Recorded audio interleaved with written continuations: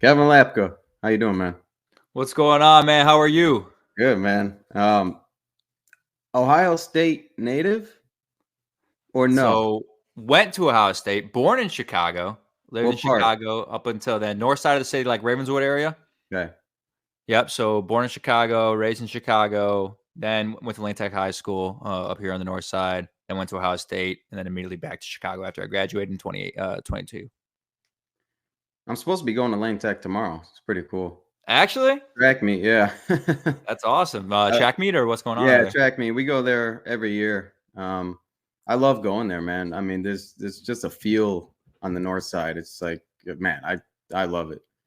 Yeah, Um, and the campus is great there. The stadium's great. The baseball stadium they yep. had there that I played at for 4 years is phenomenal. So the aura on that campus, it gives real college campus vibes, which is super cool.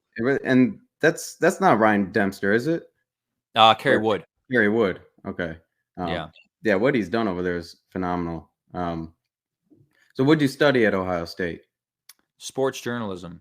Okay. Yeah, so I studied journalism there. I went in as business major, and then I switched my second semester of freshman year. Said I want to go into this journalism, sports media space. Got into that. Still did a business minor on the side. Got that. But yeah, graduated with a degree, bachelor's degree in journalism. Nice. And then you got a job right out of college or no?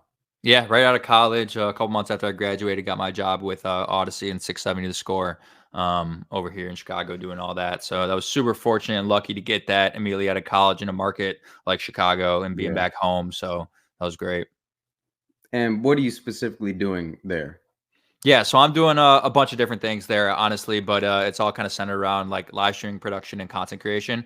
So I do most of our digital content for the score. So the things you see on Instagram and YouTube and TikTok and all those different things. I do that for us: graphics, videos, reels, shorts, all these different things. But I also help run our live stream that we stream 12 hours a day on Twitch and YouTube. And then I help produce a show on Saturdays. That's a part of the BetQL network, which is syndicated with 670 The Score and Odyssey. And I have a little bit of a speaking role on that show on Saturdays. So it's a bunch of different things. No day is the same there, Yeah, but I figure.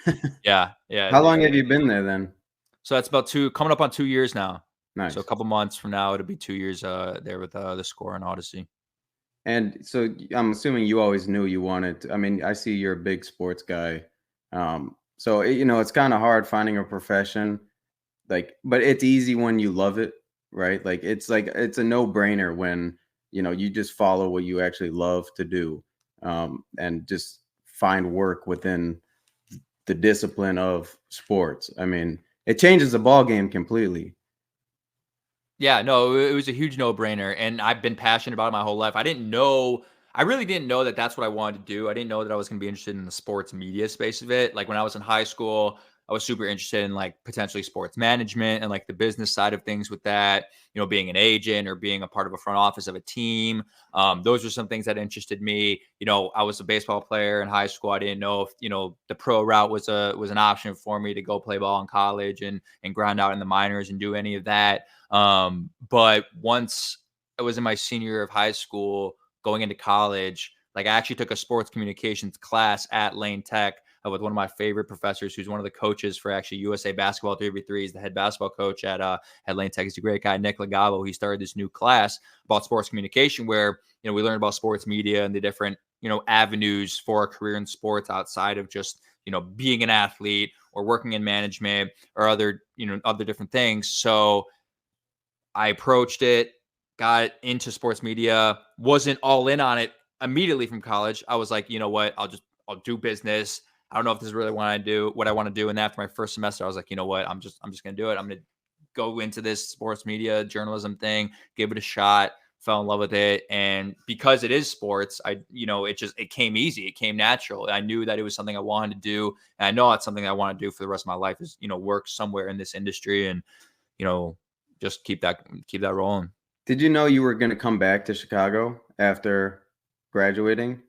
I wanted to. I had some offers and opportunities in New York City. And I'm not worried about the size of it or anything, but I think like my whole family lives here. I have a special love for the city from being from here. I knew in the back of my mind I was going to come back here, but I still entertained options in Yeah. other cities. But like, as you know, I mean, this city is like no other, Yeah. and just like being around my family and I knew it was something I wanted to do, is come back here. So working at 670, I mean, how is it, man? Like it sounds like the greatest job in the world.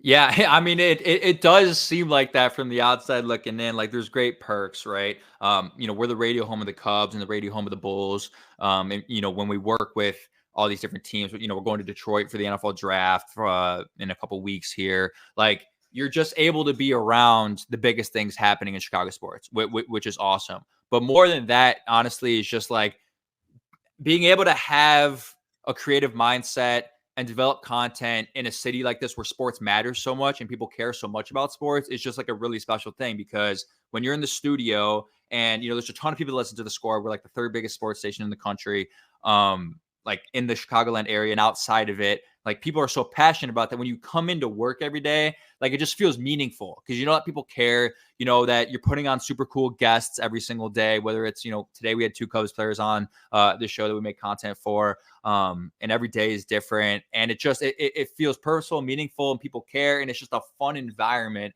even though these teams are really bad sometimes, like the Yeah. White Sox are, and like the Yeah. Bulls, are, and the Bears have been.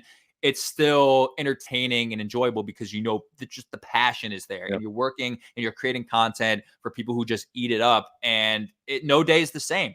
Yep. I don't know if I could do a 9-to-5 desk job, but when you're working in this industry, in this media industry, and you're working at the Score, it's like one day could be completely different from the next, and that is just a super special thing. But yeah, the perks are great, and being at all these events are great, and getting to meet athletes and celebrities who come in the studio is just super fun and awesome, and it's a great place to be.